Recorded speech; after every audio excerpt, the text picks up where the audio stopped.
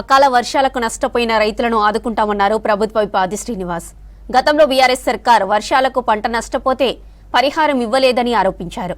ప్రజా సర్కార్ రైతులకు అండగా ఉంటుందన్నారు. రాజన్న సిరిసిల్ల జిల్లా కోనారావుపేట మండలం మరిమండ్ల గ్రామంలో అకాల వర్షాలకు దెబ్బతిన్న పంటలను పరిశీలించారు విప్ ఆది. ఆదుకుంటామని రైతులకు భరోసా ఇచ్చారు.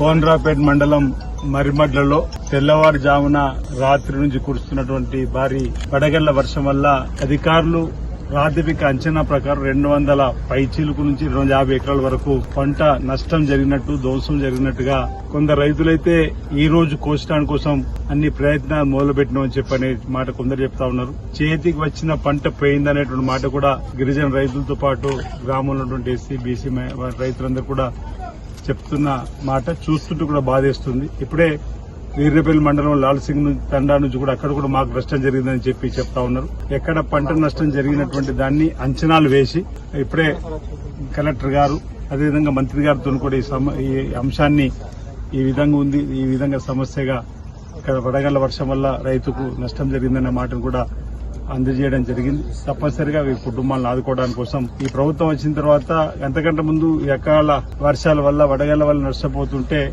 ఎలాంటి నష్టపోయిన అన్నట్టు సందర్భం మనం వచ్చిన తర్వాత రేవంత్ రెడ్డి గారు దృష్టి తీసుకుపోయినప్పుడు తుమ్మల నాగేశ్వరరావు గారు ఎకరాకు 10,000 రూపాయలు ఇచ్చేటువంటి ప్రయత్నం చేసిన సందర్భాన్ని మనం చూసినాం.